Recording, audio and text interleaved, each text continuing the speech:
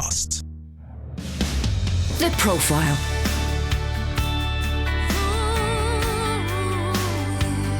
You're listening to Premier Christian Radio.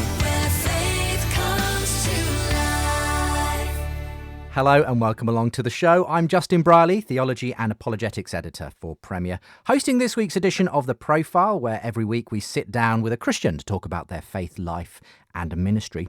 And don't forget, the show is available via podcast and brought to you in partnership with Premier Christianity magazine, your monthly source of news, views, reviews, interviews and cultural commentary.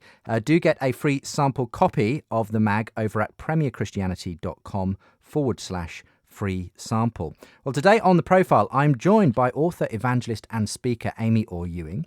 Amy is Senior Vice President with Ravi Zacharias International Ministries and co-director of the Oxford Centre for Christian Apologetics. She leads a team of pioneering apologist evangelists and speaks around the world on how the Christian faith answers the deepest questions of life. She's also the co-founder of Reboot. It's a youth apologetics initiative aimed at helping young people think more deeply about faith. And it runs all over the world now, and it's coming to London very soon. In fact, Saturday, the 21st of September. Amy's also married to someone called Frog and has 3 boys. So we're going to find out all about her life, faith and ministry, what it's like being a mum and doing all this amazing evangelistic and apologetics work around the world. Amy, welcome along to The Profile. Thank you so much for having me. It's great to be on. It's really great to have you on, Amy. I've been a long-time fan, as you know, and you've spoken at my Unbelievable conference, been on the Unbelievable show several times over the years. That's right. Well, likewise. Love what you guys are doing with that. Yeah. Oh, bless you. Well, it's nice to be able to get the chance to sit down for a proper long old conversation about your own background, though, which I've never really had the chance to do properly. The first question to clear up is how did you get married to a man who named apparently after an amphibious creature? There's not many people with the name Frog. So do you want to tell us exactly what that's about? That is true. Well, we met at university. Actually, Frog is just his nickname, but it's sort of stuck since he was really small. And yeah, his real name is Francis, but everyone knows him as Frog. And yeah.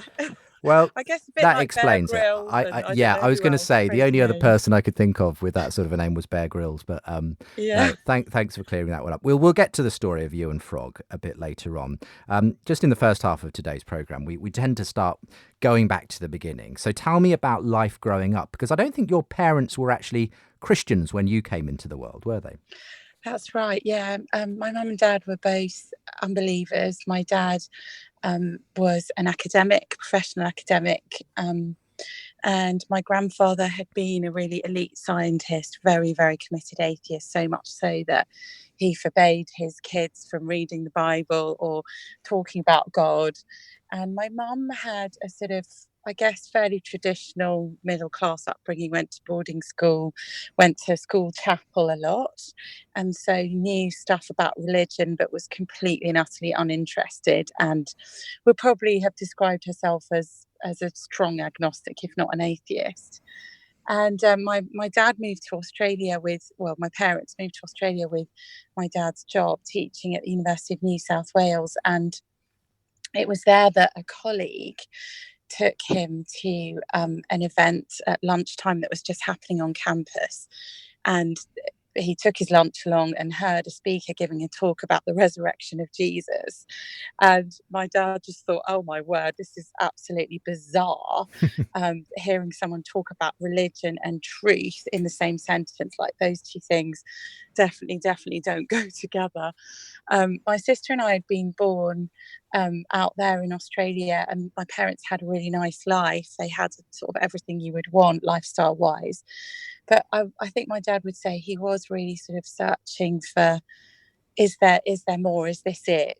Is there anything more that brings meaning to life? But that's about the extent of it. And then one day my mum had gone up to bed. My sister and I were asleep, and my dad was marking some exam papers in his study at home, and he had a vision of Jesus, and his whole life flashed before him, and he experienced what we might describe as conviction of sin. He sort of saw the reaction on the face of Jesus to the things that he'd thought and said and done, and then he saw a vision of Christ on the cross, and he just knew intuitively that Jesus was offering to forgive him. So he knelt down and thought, I need to say something, but I have no religious language. I have no language for prayer. So just words popped out of his mouth. And he said, Lord, I believe, help my unbelief.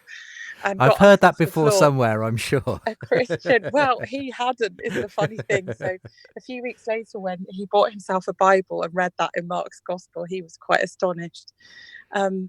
But yeah, he went in and woke my mum up and said, oh, Jane, the most amazing things happen. I've become a Christian. And she was less than excited about this. And he sort of began to think, well, how could I meet other people who are also Christians, maybe church? And he said to my mum, oh, I don't want to go on my own. You've got to come with me.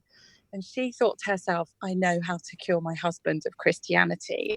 So she said, I'll only come to church with you if it's Anglican, thinking, once he's experienced that, he'll be cured for life. He'll be fine.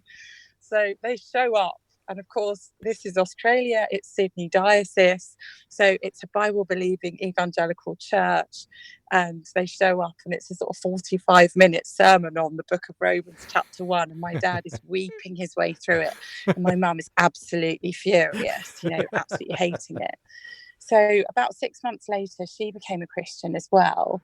And really the whole trajectory of our lives as a family was just totally transformed by Jesus. So all of their priorities changed, their relationship, even with each other, was just wonderfully transformed. And as children, we definitely saw the reality of Christ in them, and they were in their 30s, so already established in lots of patterns of life, but just brought Christ absolutely into the center of family life, reading the Bible together and praying. And my dad went on to become an evangelist and also got ordained. We moved back to the UK and he became a church planter in the Church of England. So I grew up in a context in which faith was not cultural, and it was certainly not nominal, and it was very, very dynamically evangelistic, undeniably. I mean, people became Christians in our home probably most weeks. Wow. It was just part of what it meant to follow Jesus, is that other people were finding him. And so in my first or second year at primary school, I was sort of sharing, but in a very simple way, sharing the gospel, and led my friend to become a Christian. And then my mum led her mum to Christ, and they joined the church. So I didn't realise that was unusual. We just grew up doing evangelism and experiencing evangelism and seeing the reality of Jesus. Yeah. So do you feel then, in that sense, that the seed for being an evangelist was planted, I guess, at an early age? Is that something you always saw yourself continuing to do into adulthood? Yes, I think so. I mean, as I say, they didn't really know anything different. They sort of just, read the Bible and let's do it. Let's go for it. But looking back, I can really see that that probably was unusual, but also that I didn't really, at that point, didn't have fear about doing it. I mean, obviously, as you get older and experience rejection, then there are more, I guess, challenges and obstacles to evangelism.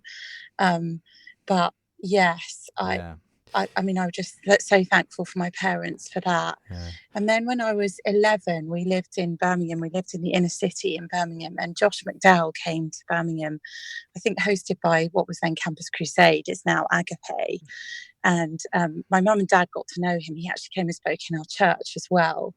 And I just sat through a sort of day-long seminar on the evidence for the Bible, aged 11, and was completely and utterly taken with it. It was just, I just found it so fascinating and inspiring. And then as a teenager, I got involved with King's Kids, which was the sort of teenagers' arm, I guess, of Youth with a Mission. And we went around Europe and other places every summer for 3 or 4 weeks at a time, sort of doing evangelism, really. And they gave me opportunities to preach. So at age 15, I preached to 2,000 people in Wenceslas Square in Prague. Wow.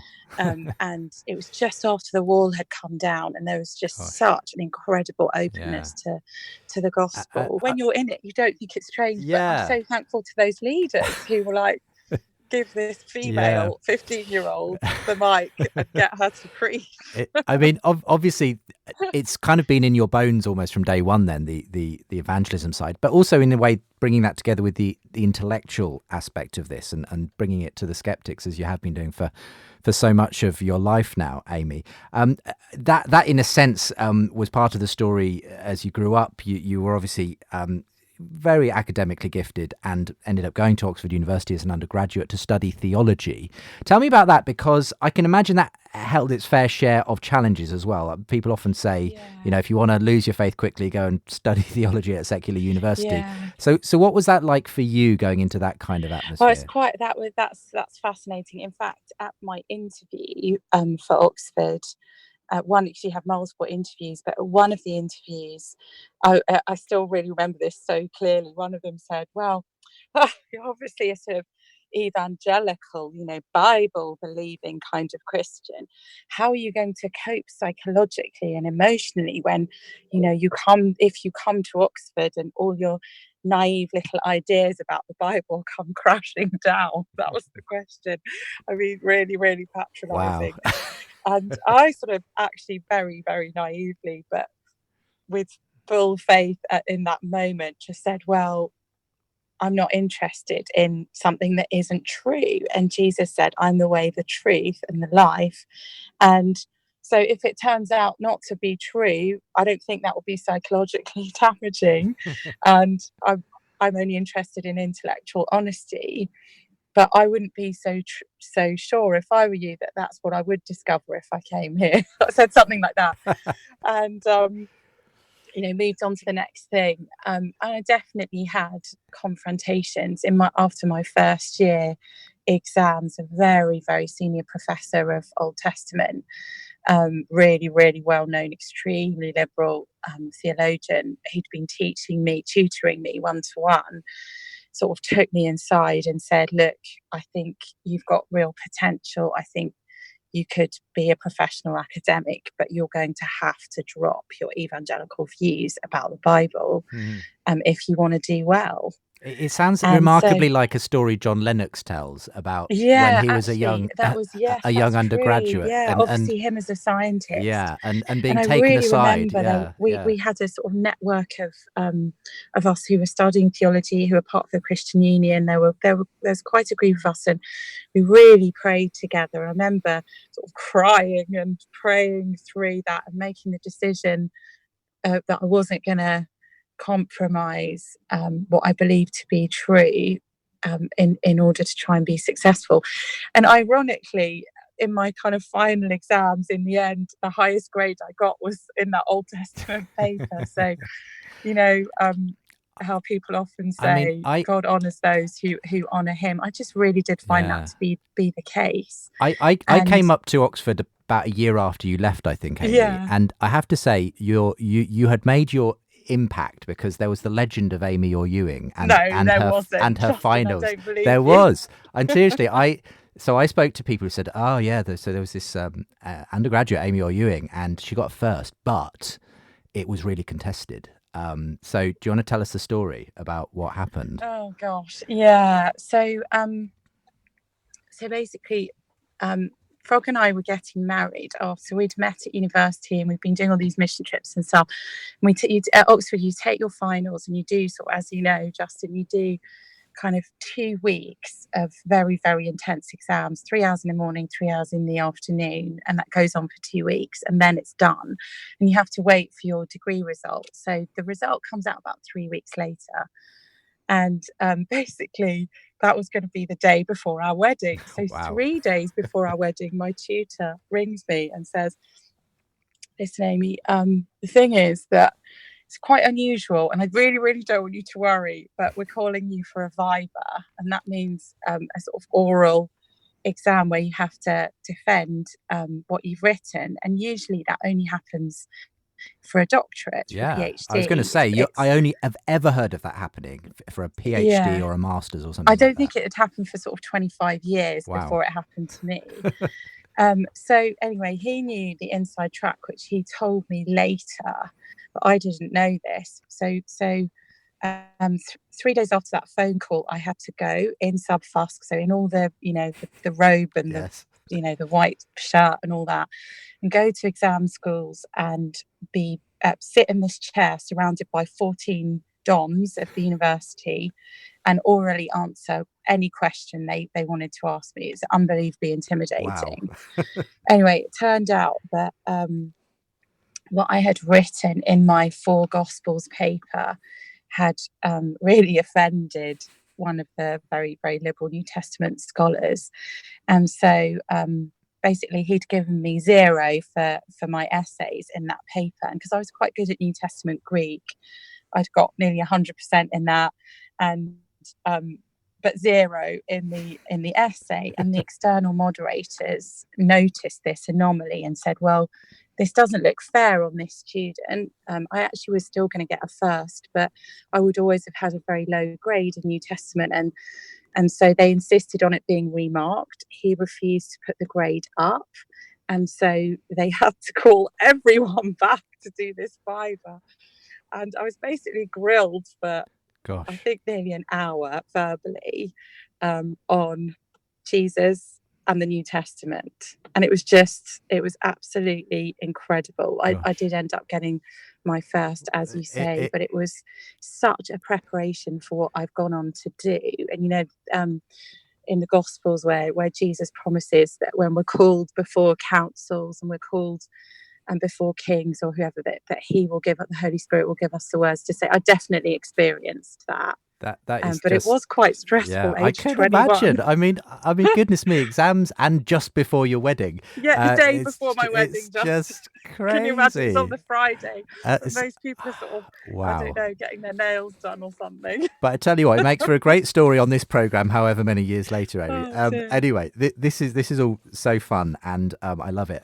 Time's whipping by, and I really need to kind of get on to sort of other things, but there's lots of other exciting adventures. Can you briefly tell us about going to Afghanistan with Frog? So you met Frog at university, and then you were off on a mission trip. Yeah, so we at that time there was a real sort of awakening of the Holy Spirit amongst students. This is in the 1990s, so sort of 94 to 97 I was at Oxford, and we were having these prayer meetings for the world, early morning, 7 a.m, people just gathering in colleges, crying out to God to move in the nations of the world and send a missionary movement again. And out of that, a small group of us, so Frog, myself and another guy, really received this call to go to Afghanistan. The Taliban had just taken power. They had about 3/4 of the country, and it was humanly impossible to get a visa. We actually got visas as journalists representing the Oxford University newspaper. And the plan initially was we were going to go and pray and intercede for the nation and just see if we could get interviews with people there, and then try and do conversation and evangelism kind of thing. But the night before we left, I had a dream, and in that dream, I saw us giving Bibles to high-ranking members of the Taliban. And so on the morning of our flight, and we had to fly to a neighbouring country and then get a train and sort of cross the border on foot. The morning of our flight, we went to Scripture Gift Mission and filled our rucksacks with 40 New Testaments and 4 copies of the Bible. And brief version of the story is that we did actually get invited into the military headquarters of the Taliban. We met the education minister, the foreign minister, and the religion minister, as well as others. And we spent about 2.5 hours interviewing them about their belief system and what their theological approach to Islam, their longing for God, and then began to share with them something about Jesus, and then got these Bibles out, and they're all sort of got their Kalashnikovs there, it's heavily armed, and we didn't know whether this would be the end, but we handed over these Bibles saying, this is the most precious gift we think we could give you. And the thing I think I will never forget is that the keeper of the Holy Quran, so the religion minister, for the Taliban, the same one that John Simpson interviewed for his groundbreaking BBC documentary about the Taliban. He took the Bible and he said, I know exactly what this book is. I have been praying to Allah for years that I could read this book. Thank you for bringing it in answer to my prayers. I'm going to read it every day until I finished it. And after that, everybody else, the education minister, others, just sort of relaxed and felt, I think, a liberty to take the Bible and read it. And for us, I think that has really, really shaped, in a way, my life. But the way that I see people who are outside the faith, who are perhaps really hostile to Jesus, that there is no one who is beyond the reach of the Holy Spirit. And we write people off way before God writes them off. Wow. And that it's him that draws people to Jesus, and he's the God of the impossible. He can do it. And sometimes in the work that I do now,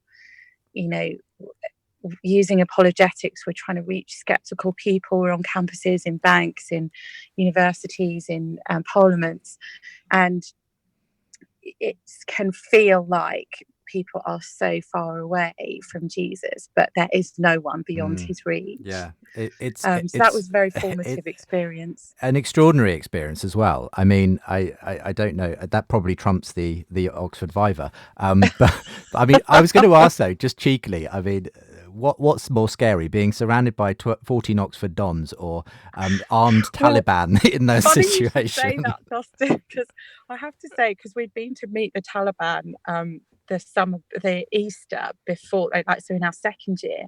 So going into those Dons did not feel as frightening as it sounds, because in comparison to the Taliban, and we nearly didn't get out. We were rescued in an amazing way. There's a whole nother story that's part of it too. So again, I think Simon Gilbo talks about this too, just having that sense that our steps are ordained by the Lord, and we live each day as a gift from him.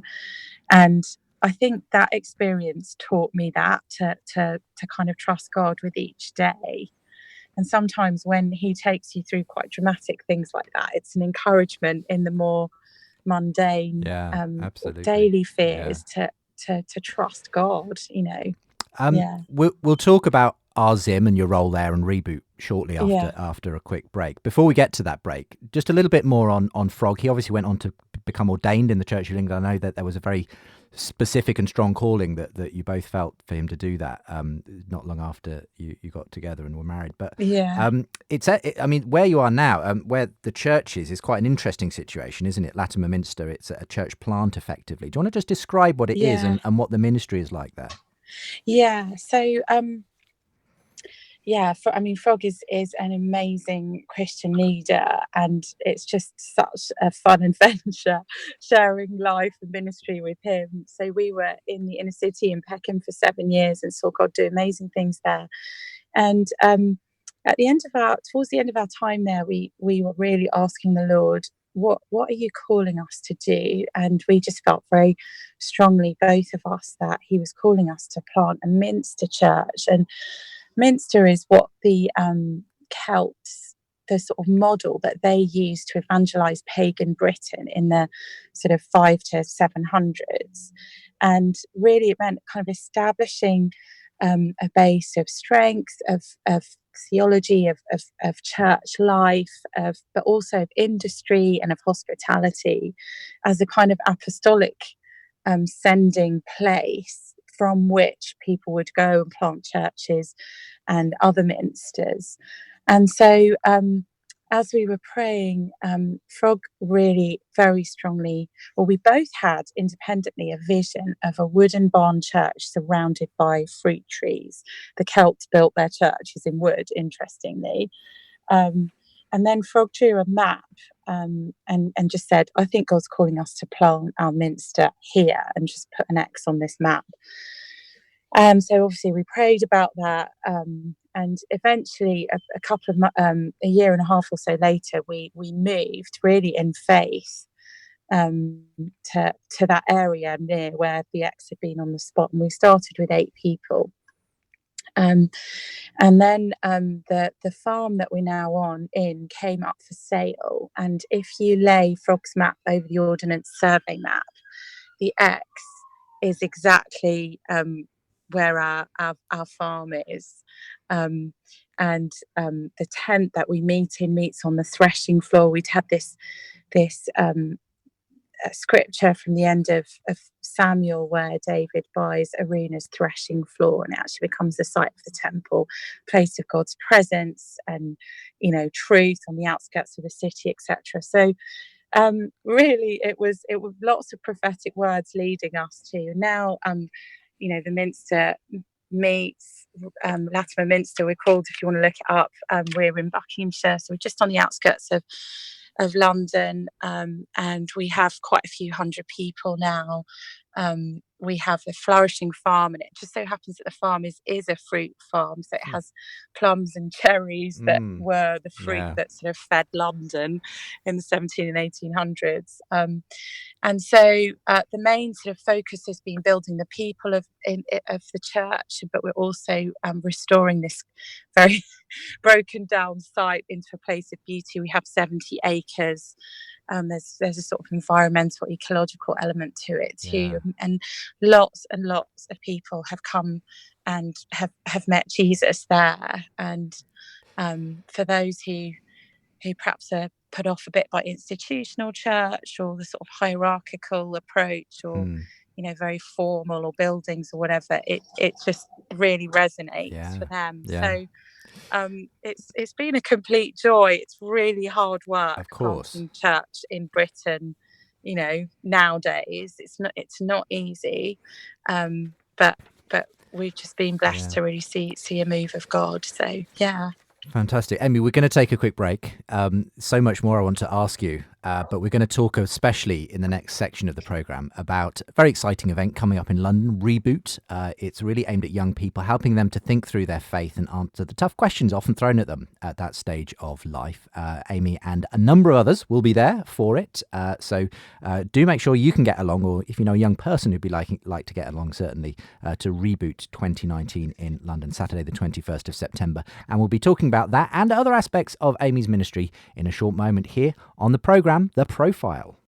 Premier Christianity Magazine. In this month's issue, former Blue Peter presenter Simon Thomas had it all.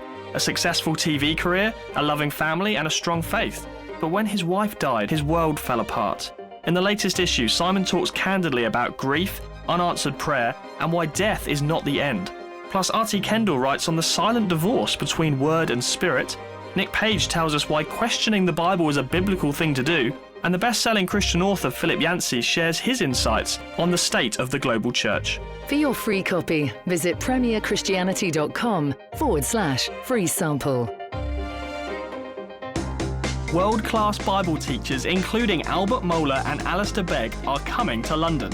Ligonier Ministries' first ever UK conference is taking place this September, and you can go free. You'll get 2 tickets worth £118 completely free of charge when you subscribe to Premier Christianity Magazine. Subscribe now and get your free tickets to the Light of the World conference at premierchristianity.com/subscribe. The Profile.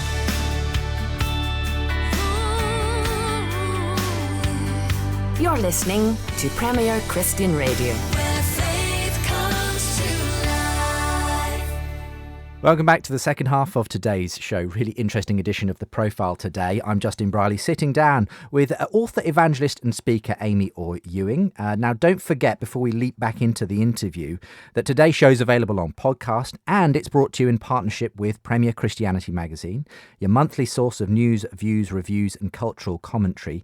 It helps you to live your faith wherever you find yourself. Do get a free sample copy of the latest mag right now over at premierchristianity.com/free sample. We've been hearing today on the programme already about Amy Orr-Ewing's life growing up, the extraordinary story of how her own parents were converted, but then her own evangelism through that, university, going on this extraordinary trip to Afghanistan, meeting the Taliban, surviving to tell the tale, and of course, since then, Amy, you've really been involved, since university at one level or another in apologetics, specifically through Ravi Zacharias International Ministries.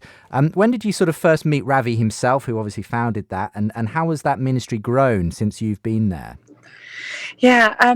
So after university, and actually during university, Frog and I were involved in a kind of prayer movement that was like a national prayer movement, which encompassed people from Ichthus and all sorts of other churches from all over the UK. And at that, I met a guy called Michael Ramsden, or Frog and I met him, and we kind of really clicked. He introduced us about a year later to Ravi Zacharias, and we had dinner with him. We were just kind of sharing stories.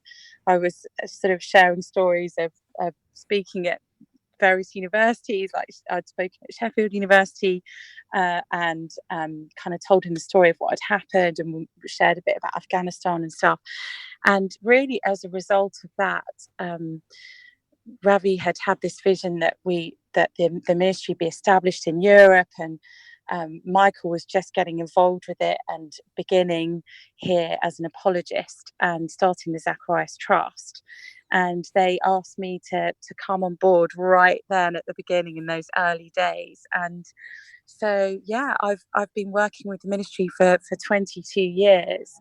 And from that start of just two of us as young people in our 20s, starting out as evangelists, we have kind of planted apologetic ministries in all over Europe, loads of the European countries, right into the Middle East and into Africa. And we've also established a centre, the Oxford Centre for Christian Apologetics, where people come and study for the year and really train and learn practically how to be evangelist apologists. So we now have quite a massive team operating out of our Oxford headquarters, but offices led by Indigenous leaders in all over the world as well. Yeah. So it's been an amazing 20 years to see the Lord's hand on the ministry and how things have grown phenomenally. What I've always been encouraged by as well is that although the organisation obviously bears his name, Ravi has very intentionally, I think, brought up a whole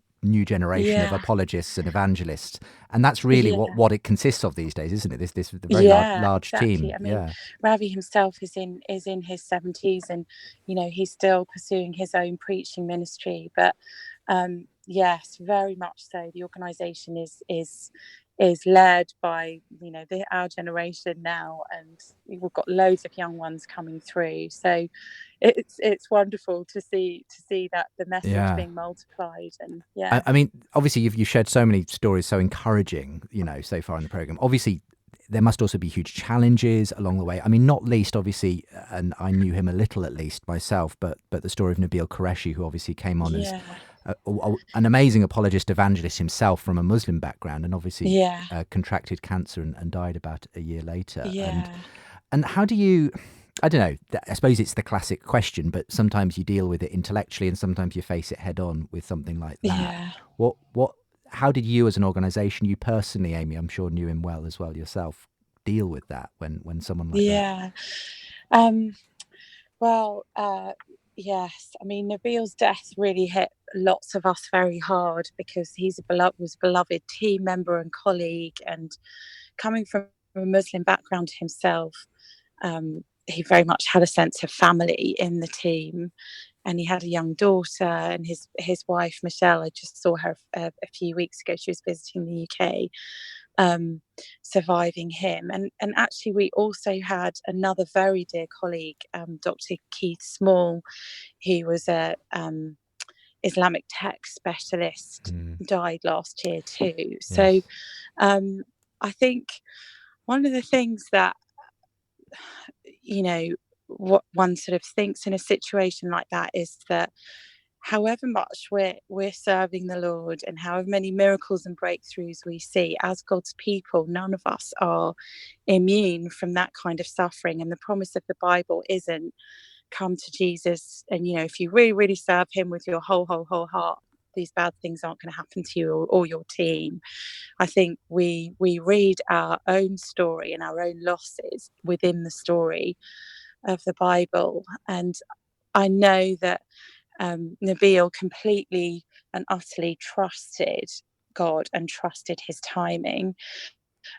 Sometimes we can't see that because, we know how incredibly gifted he was and how incredibly needed his voice is in this generation. But he absolutely trusted God, and so we do as well.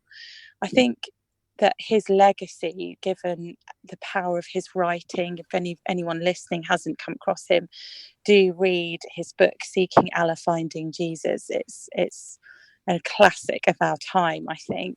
So the legacy is there in the writing and also some of the internet ministry too.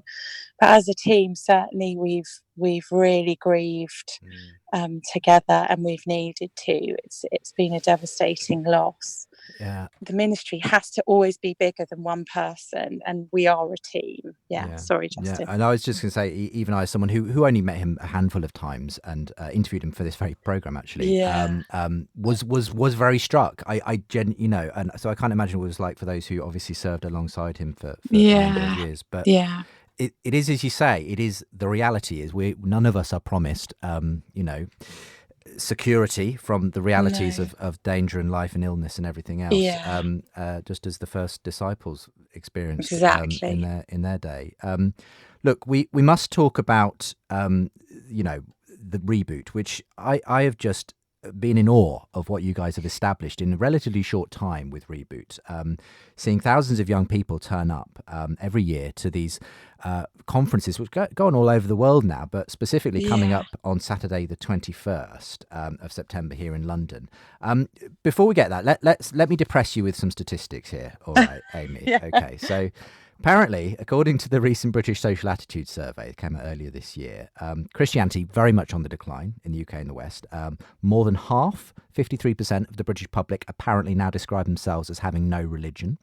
And it's even more precipitous among young people. 7 in 10, 71% of young people aged 18 to 24 say they have no religion. And of course, we've had the secular society and the humanists and so on making a lot out of that and saying, just shows that we're all leaving religion and Christianity behind. So what's your response, first of all, to that kind of a statistic, Amy? And can you give us any kind of encouragement on the back of what you're seeing through Reboot? Yeah, sure. So I think my first reaction to that kind of statistic is that I think a lot of the people who may have previously described themselves as religious, who now apparently don't, may not have actually been, professing Bible believing Christians. I think what has fallen off a cliff is nominalism, or a kind of passive general atmosphere of Christian religion hanging around your life. So what I don't think has happened is a huge, generational turning away from God. Although I do think that the statistics you say significantly impact the experience of on fire Christian teenagers today. Their lived experience is that they're quite alone, and that they need bolstering, they need support. They are kind of on the front line. So part of the vision for Reboot came about because we've been involved for sort of 15 years with university evangelism, and we were meeting a lot of people on campus who might have grown up in the church but had either drifted away or quite actively turned away from the faith and turned away from Jesus. And often because of some sort of intellectual question that they just said was never addressed or never resolved. And some of those questions were really quite easily resolvable, but by the time we were meeting them at university, it was almost too late. And so the vision for Reboot sort of emerged from this passion to come alongside young people at exactly that moment when they're really on the front line, going to secondary school. You're gaining independence from your family and from your church to some extent, and you're beginning to forge your identity at school. And if you're going to stand for Jesus, that is going to mean you're going to be really, really different, and it's going to mean you're going to be asked questions. And the vision and the passion of Reboot was, could we put the very best of resources at our disposal into the hands of those young people, so that they could not only hold on to their faith through those teenage years, but so that they could actually reach their world, reach their generation for Christ. That was the vision. And I remember sort of sharing it and thinking, I think it's going to be very, very niche. You know, the youth ministry world is a huge world, and I think this might be a really small part in that world, but we're called to do it. I was imagining, 100 or 200. So we were overwhelmed the first year. We had over 400 teenagers come to the first ever Reboot. We wanted to make sure that it really genuinely was shaped and led by their questions. And so we have short talks. The talks are kind of 20 minutes. And then we use this Q&A platform called Pigeonhole, where they can ask their questions and people vote on which questions they want to be answered. We have loads of Q&A panels during the day. And it's sort of highly interactive, and all the speakers don't sort of retreat off to a green room. We make ourselves available to talk to every 12, 13, 14, 18-year-old that wants to come and talk to us. And, I've found everything from the pastor's child who had a question about a particularly graphic Old Testament story, and he just couldn't understand what it meant or how it could be in the Bible. And, I spent 15 minutes with him, talking him through the narrative structure of the Bible, what the nature of that writing was, how it fitted, how we can understand that God is a God of judgment and a God of love in the context of this text. We talked it all through together, and to my total surprise, he absolutely burst into tears and said, right, well, what you need to know is my faith has been hanging by a thread. I've asked everyone. I've asked my youth pastor. I've asked my parents. I've asked other pastors, and I've never found answers to these questions. And I decided if I didn't get an answer to that today, I was giving up my faith. But today I'm committing myself, and I feel called to be an evangelist. And so, we prayed for him. This is like 4 or 5 years ago now. Wow. So amazing stuff like that. Yeah. Another story from last year at Reboot. One of our young team, a guy called Zoe, was speaking on suffering and sharing some of his testimony. And this 14-year-old boy comes up to him in tears and says, basically, 2 years ago, my mum died. And at the funeral, I was asking lots of questions in my heart, and a church leader at the funeral, his mum's funeral, is talking to him, and he's saying, I don't understand why God would allow this to happen.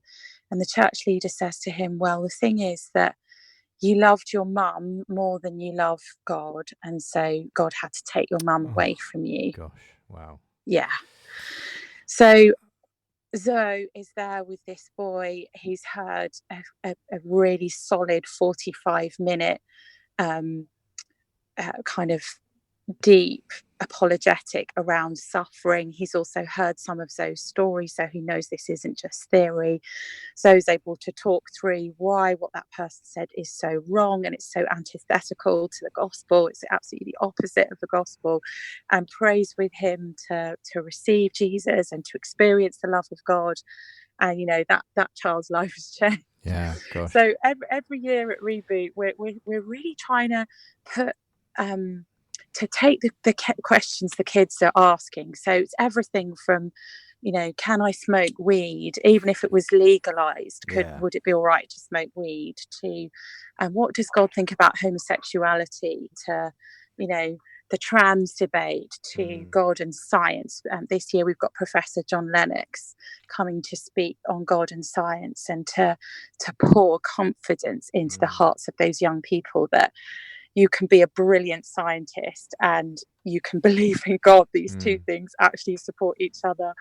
We're going to be looking at is Christianity racist? Has the church sort of supported that? How can we answer that question? So loads of questions, and the opportunity to ask individually as well as in the big group setting, and every year as well the opportunity to respond personally to the gospel. And teenagers bring their non-Christian friends and loads of people make commitments to Christ each year at this thing. So yeah, I'm so excited about it. So if you are a young person or you have a young person, do consider coming along to London. It is fantastic. On the 21st. And let me just give the website as well. Yeah. Rebootglobal.org is the place to go if you want to find out more, book tickets.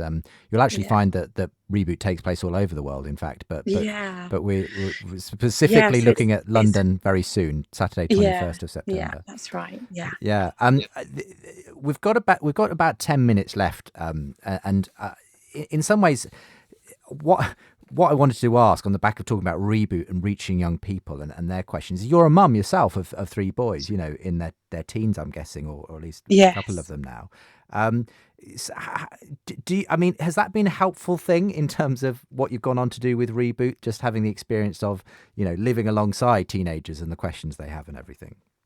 Yeah, absolutely. I mean, I would say that it actually starts when they're children. I mean, my sons both found themselves in evangelistic and confrontational conversations at school about the existence of God from about the age of 6 or 7, and they needed evidence to share. They needed a framework to help them process the questions of their friends and to actually give their friends some answers as well.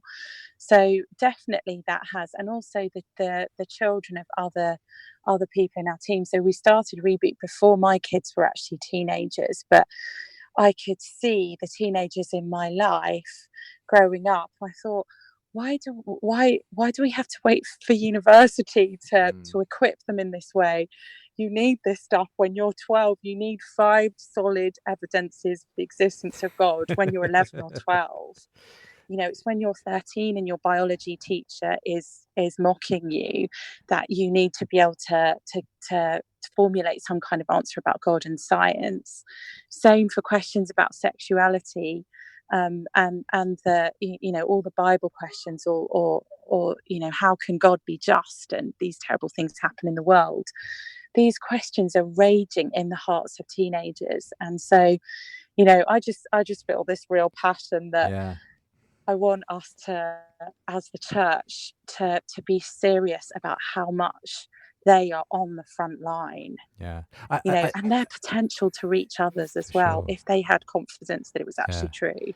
I don't know if in your Oxford days, or even now, I suppose that you're in and out of Oxford, you ever bumped into Richard Dawkins, but I know that he's got a new book out this autumn. It's called Outgrowing God, and from what I can tell, it basically is the God delusion for teenagers. So there's a kind of sense in which teenagers are not only are they just living in a generally more secular society, they've also got, lots of people like the Dawkins and others spinning a certain narrative about religion.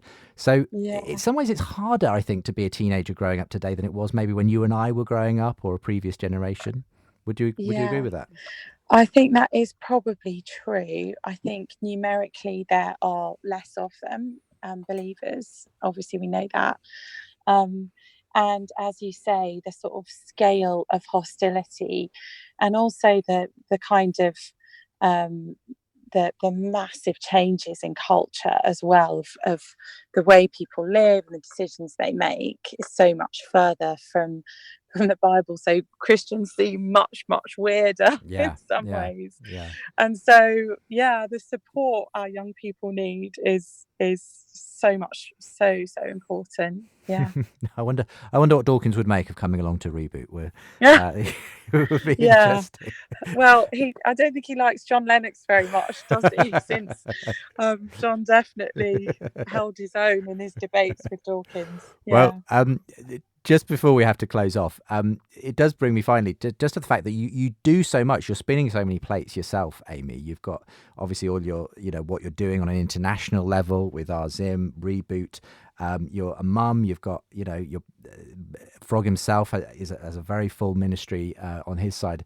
How do you keep that all together? How do you stay sane? How do you manage to squeeze in interviews like this? What's the secret to being the super apologist evangelist, Amy Orr-Ewing? Oh gosh. Well, I remember someone saying to me a while ago, or sort of giving me the challenge of, is the Christian life you're aspiring to live livable without the power of God? And if it is it really the Christian life? And so what I hope is that if people look at my life, they don't think, oh gosh, there's someone who's, brilliant with the to-do lists, although, I do try to be really organized. I hope they don't think, oh, there's someone who's just got endless energy, but more that must be God. God must be real and actually active in that person's life. That's certainly how I hope to live. I feel like I have to just daily lean on the Lord and receive his power and his strength, and not live under a sort of fear of not being able to achieve things or not being able to do, certain things to the right level, because we all have those struggles, but to trust him with the outcome as well. And I think in evangelism, that's particularly important, that our confidence is in God and our trust is in him bringing the outcome. And so we just have to be faithful with our bit. I absolutely love spending time with my kids and my family, and so I do try to be pretty careful about the diary. Bring the children with me on lots of ministry trips as well. I want them to see God at work in the way my parents introduced me to God at work in their lives. So yeah, lots of different ways, and Frog's an amazing support, I have to say. I would really emphasize that as a woman in ministry, having a husband who believes in my ministry way more than I do, and is prepared to really share the tasks of raising the children and share responsibilities in the home. And then in the same way, I want to help him and share responsibilities in the church. So trying to serve each other in that way. We certainly don't always get it right. Sometimes the wheels come off. And then we just have to throw ourselves on the grace of God again. Yeah. So I certainly don't feel like I've got it all together, just let's put it that way. No, I suspected you might say something. I mean, and everything you're saying I can echo in my own, different situation, but with my wife who's in Christian ministry, full-time Christian ministry. That's right. And knowing that it is a partnership in the end. So much of it depends on that. But look, it's been such fun talking to you, Amy. Just before we finish up, a few decades on from being that girl who just saw her life about, naturally leading to her inviting her friends to follow Jesus as well. Is it the same feeling now when you see people come to Christ? What's it like 30 years on, I suppose, from when you made your commitment? I feel like the joy in leading someone to Christ only increases. I feel way more joy than I did then at age 5. When I lead someone to Christ, it's so wonderful to see the kingdom break in to someone, to see their countenance change, to see someone filled with the Holy Spirit, or to see someone who's been really, really struggling and have a question answered, and the sort of relief of things settling and realizing it's okay for me to question my questions. God is big enough. he can answer these questions. He can send answers in different ways. He's big enough to cope with our doubts and our questions. Incredible joy to see that. And I think at the same time, that sort of urgency as I get older, you realise time is short. We lose colleagues like Nabil, although of course as Christians in one sense we don't lose him. He's gone to glory, gone to be with Jesus. But it's a helpful reminder that our time is short, and every hour, every day is a gift, but it's also a responsibility.